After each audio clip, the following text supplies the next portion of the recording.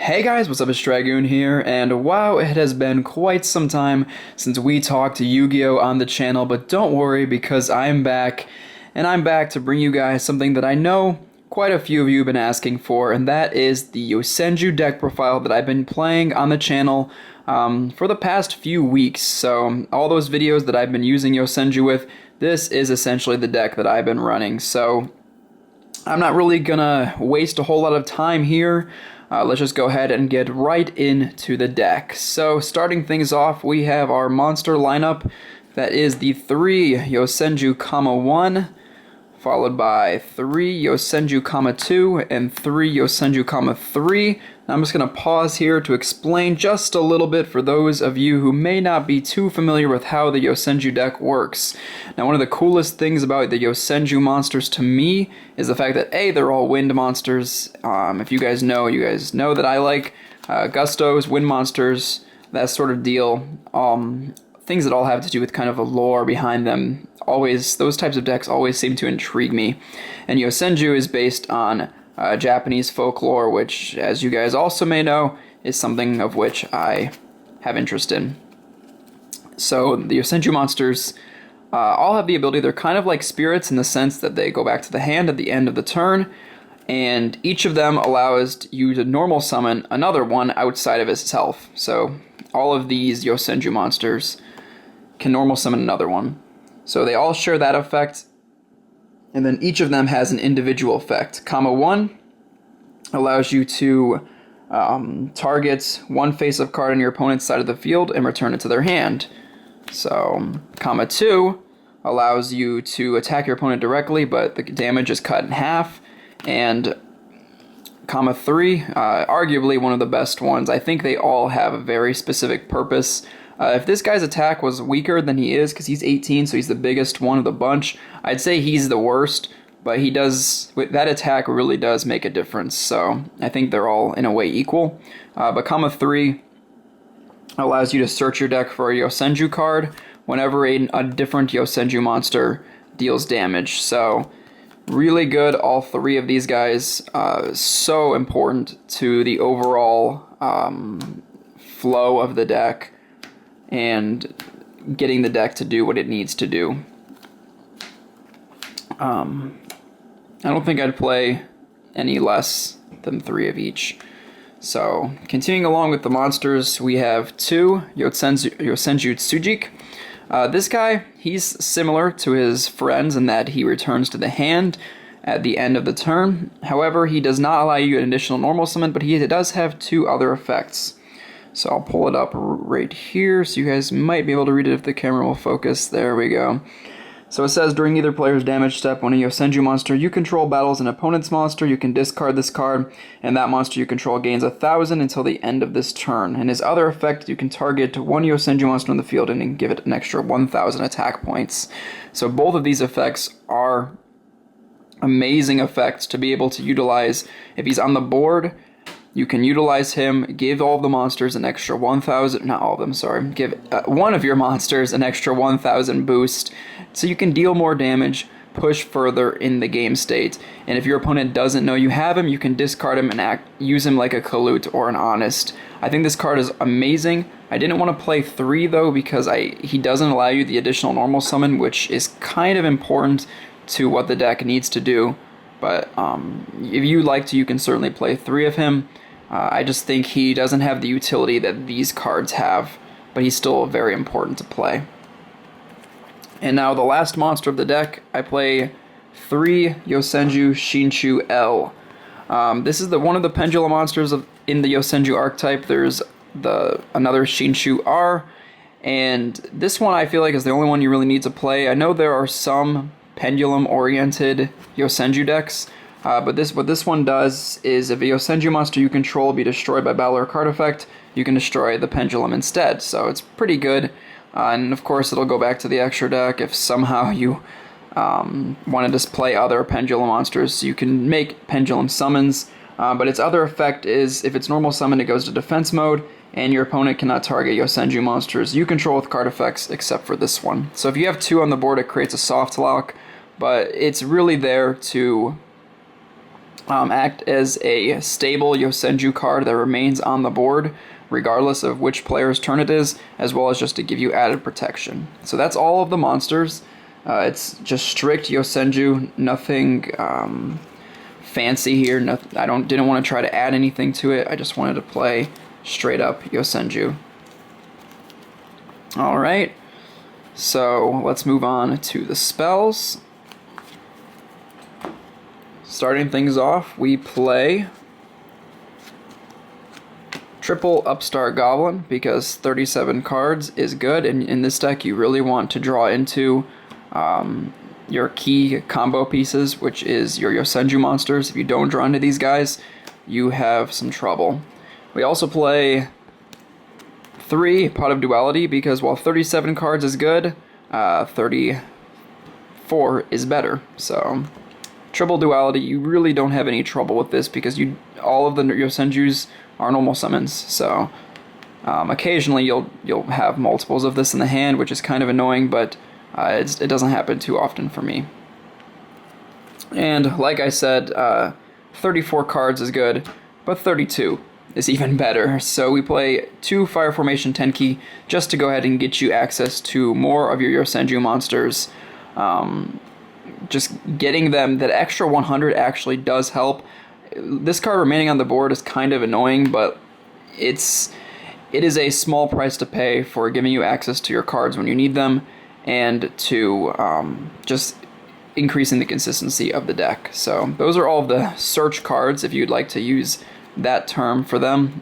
There are 8 of those. So the next spells, we play our 2 Space Typhoon, 1 Raigeki, and 1 Dimensional Fissure. None of your Yosenju monsters really need to do anything in the graveyard, so this is one of the reasons I love the deck, is because there are so many decks right now that have access to the graveyard, so many decks that utilize it or need it in some way to really get their plays off, and Yosenju is a deck that says, hey, I don't need that, so I can limit you to what you do. So this card is going to begin the trap lineup because we also play the obvious Macrocosmos. So these two together are great.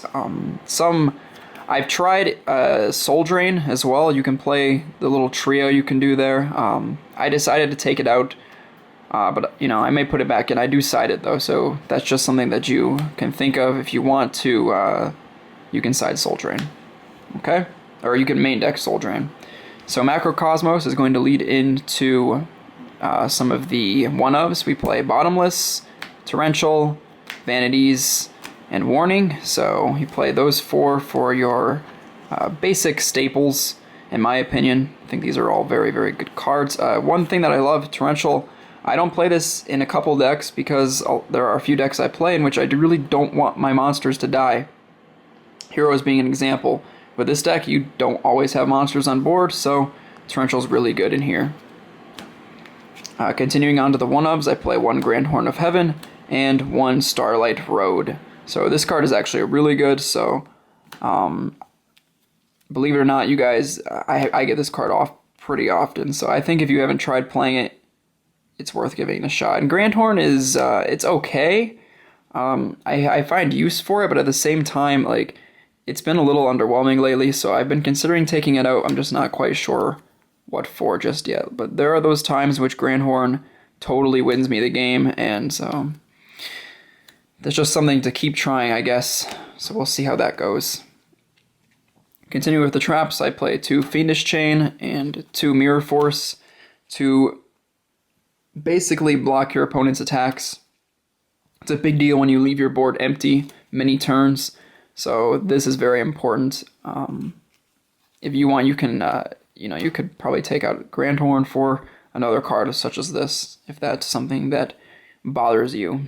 And then the last trap is the best trap, and it's Yosenju's Secret Move.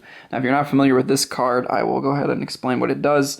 It says, when a spell or trap card or monster effect is activated while you control at least 1 Yosenju card, and all face-up monsters you control are Yosenju monsters, negate the activation, and if you do, destroy that card.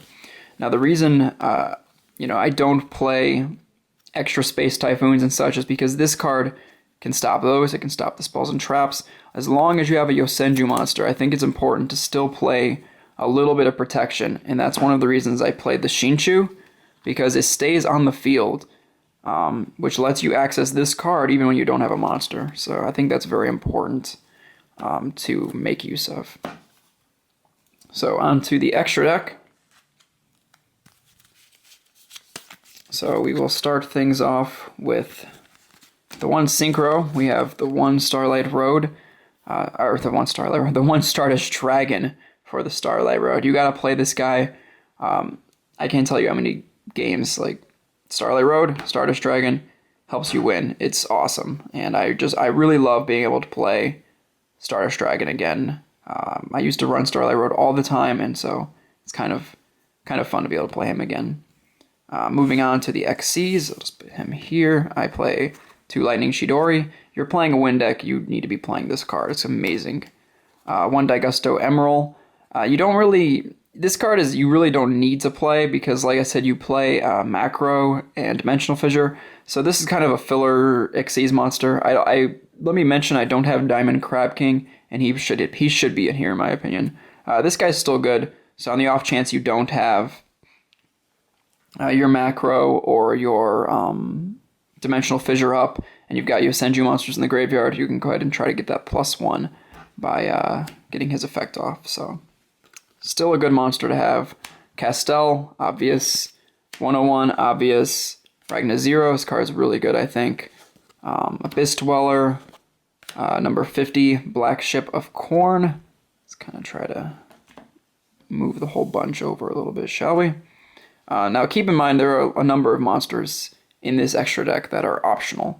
Xyz monsters are a toolbox in a rank 4 deck like this, so if there's a monster in here you don't want to play, don't play it. I play Steel Swarm Roach, Heartland Draco. This one I think is important in the sense that you oftentimes will have a 10 key face up or something like that, so going for extra damage in this deck I find is very useful, which is why I play 2 Gaga Cowboy. There have been so many games in the past in which I will go Yosenju, Yosenju, Yosenju, Yosenju, all 4 monsters on the board, attack, attack, attack, deal a lot of damage, and then I can go into double Cowboy in main phase 2 and win the game. It's amazing, so I love being able to do that with this card. And another really important Xyz monster in the deck actually is Brotherhood of the Fire Fist Tiger King. This guy's great because he can search you for a 10 key if you haven't drawn it yet, and then he can just negate all of the monsters' effects on your opponent's side of the field. And like I said, all your monsters are Beast Warriors, so it's really cool. I really enjoy playing him. And the last Xyz I play, I need to put a sleeve on, it's Photon Pappy Operative. This card I like playing in decks. I like using this against like Burning Abyss and stuff, so it's pretty useful. And I guess essentially any deck that can make Dante, because what is the Phantom Knights? They have access to that sort of thing now.